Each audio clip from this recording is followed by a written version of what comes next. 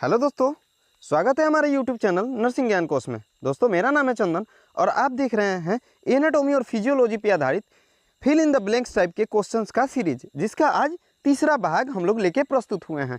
दोस्तों आशा करते हैं वीडियो पसंद आ रहा होगा। अगर वीडियो पसंद आ रहा है तो हमारे चैनल को जरूर सब्सक्राइब कीजिए, साथ ही अपने दोस्तों में भी जरूर शेयर कीजिए। ठीक है, चलिए वीडियो को शुरू करते हैं। ठीक है, 1 ग्राम वसा डैश कैलोरी ऊर्जा प्रदान करती है। ठीक है, 1 ग्राम वसा में कितनी कैलोरी ऊर्जा होती है? तो इसका राइट आंसर है 9 ग्राम। ठीक है, तो इसका राइट आंसर है 9। ठीक है, यानी 9 कैलोरी ऊर्जा 1 ग्राम वसा में प्राप्त होती है। ठीक है, 1 ग्राम वसा में कितनी कैलोरी ऊर्जा होती है? ठीक है, तो इसका राइट आंसर है 9, यानी 100 के ग्राम पे लगभग ये 90 कैलोरी के आसपास ऊर्जा प्रदान करती है। अगला क्वेश्चन है, पैनक्रियाज के डैश इंसुलिन अग्नाशय द्वारा सिक्रिट होते हैं। ठीक है, या पैनक्रियाज से कौन से भाग से इंसुलिन अग्नाशय द्वारा सिक्रीशन होता है? तो इसका राइट आंसर है बीटा सेल, यानी जो पैनक्रियाज का बीटा सेल होता है वही इंसुलिन का स्राव करते हैं। आज का अगला क्वेश्चन है, नर्वस टिश्यू की विशेषता है डैश एवं डैश। ठीक है, नर्वस जो तंत्रिका तंत्र होती हैं या तंत्रिका कोशिका होती हैं उनकी विशेषता क्या क्या होती है? तो इसका पहला आंसर है अति संवेदनशीलता तथा दूसरा है चालकता। ठीक है, यानी इरेटेबिलिटी एंड कंडक्टिविटी। ठीक है, नर्वस टिश्यू का विशेषता अति संवेदनशील होते हैं और साथ ही ये चालक भी होते हैं, यानी एक जगह से दूसरे जगह तक सूचनाओं का आदान प्रदान करते हैं और बहुत जल्दी ये रिएक्ट करते हैं। ठीक है, तो इसका राइट आंसर है अति संवेदनशीलता एवं चालकता। ठीक है, अगला क्वेश्चन है, कपाल का पिछला भाग डैश हड्डी से बनता है? जो कपाल का पिछला भाग है वो कौन सी हड्डी से बना होता है, या ये बोले कि कपाल का पिछला हड्डी कौन सा होता है? तो इसका राइट आंसर है ऑक्सीपिटल। जो ऑक्सीपिटल बोन होता है वो हमारे कपाल के पिछले भाग में पाया जाता है। अगला क्वेश्चन है, सेल के अंदर पोटेशियम की मात्रा डैश होती है? ठीक है, सेल के अंदर यानी कोशिका के अंदर पोटेशियम की कितनी मात्रा होती है? ठीक है, तो पोटेशियम की जो मात्रा होती है वो सबसे अधिक होती है। ठीक है, कोशिका के अंदर पोटेशियम की मात्रा सबसे अधिक होती है। ठीक है, तो इसका राइट आंसर है अधिक। अगला क्वेश्चन है, डैश मुंह में भोजन को लार से मिलाने का कार्य करती है? या कौन सा अंग होता है जो मुंह में भोजन को लार से मिलाने का कार्य करती है? ठीक है, और पहला बात ये कि भोजन का पाचन मुख से ही शुरू हो जाता है और लार का भी सिक्रेशन मुंह की ग्रंथियों द्वारा ही होता है। ठीक है, तो इसका राइट आंसर है जीभ। ठीक है, जीभ जो होता है वो लार को भोजन में मिलाने का कार्य करता है।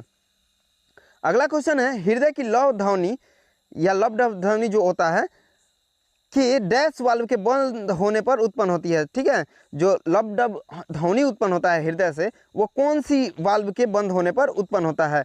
तो इसका राइट आंसर है एंट्रीवेंट्रिकुलर। ठीक है, एंट्रीवेंट्रिकुलर जो होता है उसी के बंद होने से लबडब ध्वनि बाहर आती है। ठीक है, अगला क्वेश्चन है, पैनक्रियाज का भार कितना होता है? जो पैनक्रियाज होता है उसका भार कितना होता है? ठीक है, पैनक्रियाज का भार कितना होता है? तो इसका राइट आंसर है 60 से 100 ग्राम। ठीक है, पैनक्रियाज का वजन शरीर के वजन पे डिपेंड करता है, जिसका वजन मेनली 60 ग्राम और अधिकतम 100 ग्राम होता है। अगला क्वेश्चन है, मस्तिष्क के डैश भाग होते हैं? यानी मस्तिष्क के कितने भाग होते हैं? तो इसका राइट आंसर है 3। मस्तिष्क के 3 भाग होते हैं, अग्र भाग, पश्च भाग और मध्य भाग। ठीक है, अग्र, मध्य और पश्च 3 भाग होते हैं, इंटीरियर, मिडिल और पोस्टीरियर। ठीक है, अगला क्वेश्चन है, पाचन तंत्र के अंग डैश गुहा में होते हैं? जो पाचन तंत्र वाले अंग होते हैं वो कौन सी गुहा में होते हैं? तो इसका राइट आंसर है एब्डोमिनल। ठीक है, उदरीय गुहा जो होती है उसी में पाचन तंत्र के अंग पाए जाते हैं। ठीक है, अगला क्वेश्चन है, डैश कार्टिलेज पसलियों को स्टर्नम से जोड़ती है? ऐसा कौन सा कार्टिलेज जो होता है वो पसलियों को स्टर्नम से जोड़ती है? ठीक है, ऐसा कौन सा कार्टिलेज होता है जो पसली को स्टर्नम से जोड़ती है? और जो पसली स्टर्नम से जुड़ी रहती है उनको हम लोग ट्रू रिब्स बोलते हैं, और जो नहीं जुड़ी रहती हैं या जिनमें कार्टिलेज नहीं पाया जाता है उन्हें हम लोग बोलते हैं फॉल्स रिब। ठीक है, अवास्तविक पसलियाँ बोलते हैं। तो इसका राइट आंसर है कोस्टल। ठीक है, कोस्टल कार्टिलेज ही होती हैं जो पसलियों को स्टर्नम से जोड़ती हैं। ठीक है, कोस्टल। अगला क्वेश्चन है, सैक्रम के नीचे स्थित वर्टिब्रा को डैश कहते हैं? जो सैक्रम होता है उसके जो नीचे वर्टिब्रा होती हैं उसको हम लोग क्या कहते हैं? ठीक है, तो ये सबसे निचला वर्टिब्रा होता है जिसे हम लोग कॉकिक्स के नाम से जानते हैं। ठीक है, सैक्रम के नीचे जो वर्टिब्रा होती है वो होती है कॉकिक्स। ठीक है, सैक्रम जो है उसके ठीक नीचे सबसे अंतिम वर्टिब्रा होती है, जिसे हम लोग कॉकिक्स के नाम से जानते हैं, ठीक है, जो बंसीनुमा रचना होती है। अगला क्वेश्चन है, ऊतकों के बल द्वारा छोटे होने की क्षमता को डैश कहते हैं, ठीक है। ऊतकों को बल द्वारा छोटे होने की क्षमता को क्या कहते हैं, ठीक है, तो इसको बोलते हैं कॉन्ट्रासिटिलिटी, इसको बोलते हैं संकुचन, ठीक है, इसको बोलते हैं संकुचन। अगला क्वेश्चन है, आँख की पिछली गुहा में जेली जैसी पदार्थ को क्या कहते हैं। जो आँख का पिछला गुहा होता है, सबसे पीछे वाला गुहा, उसमें एक जेली जैसा पदार्थ पाया जाता है, उसको हम लोग किस नाम से जानते हैं, तो उसको हम लोग विट्रस ह्यूमर के नाम से जानते हैं, ठीक है, उसको हम लोग विट्रस ह्यूमर के नाम से जानते हैं।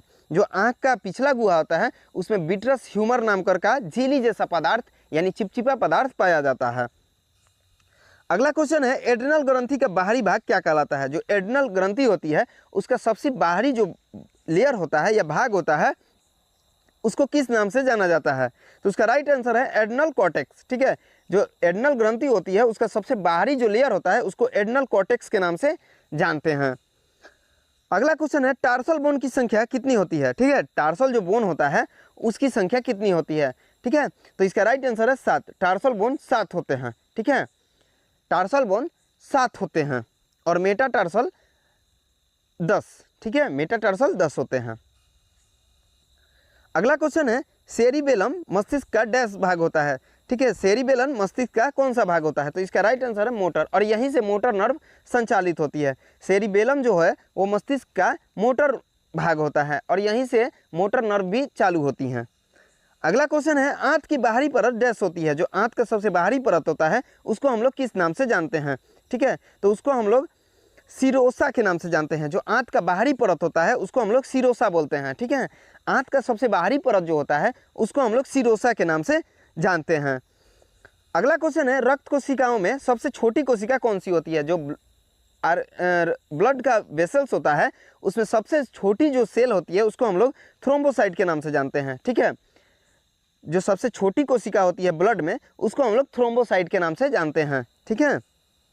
अगला क्वेश्चन है, पीत का संग्रहालय या संग्रह कहाँ होता है। जो पीत होता है, ठीक है, उसका संग्रह कहाँ होता है, ठीक है, तो उसका संग्रह जो होता है वो गॉल ब्लाडर से होता है, ठीक है, सिक्रीशन भी गॉल ब्लाडर से और संग्रह भी, स्टोरेज जो भी होता है वो भी गॉल ब्लाडर में ही होता है। अगला क्वेश्चन है, हृदय की बाहरी परत को क्या कहा जाता है। जो हृदय का बाहरी परत होता है उसको हम लोग किस नाम से जानते हैं, तो इसके बारे में हम लोगों ने एमसीक्यू टाइप के जब हम लोग क्वेश्चन पढ़ रहे थे उस समय भी हमने इस क्वेश्चन को बताया था कि जो हृदय का जो लेयर होता है वो 3 लेयर होता है, ठीक है, एंडोकार्डियम, मायोकार्डियम और एपिकार्डियम, ठीक है, 3 लेयर होता है, एंडोकार्डियम, मायोकार्डियम और एपिकार्डियम, ठीक है, तो इसका राइट आंसर है एपिकार्डियम। जो सबसे बाहरी लेयर होता है वो होता है एपिकार्डियम, बीच वाला जो लेयर होता है उसको बोलते हैं मायोकार्डियम और सबसे अंतिम जो लेयर होता है वो होता है पेरिकार्डियम, ठीक है, वो होता है पेरिकार्डियम, तो इसका राइट आंसर है एपिकार्डियम। आगे बढ़ते हैं, आज का अगला क्वेश्चन है, कोकाई डैश आकार का जीवाणु होता है। जो कोकाई का आकार होता है वो किस तरह का होता है या किस शेप का होता है, तो इसका राइट आंसर है गोलाकार, ठीक है, स्फेरिकल टाइप का ये पाया जाता है।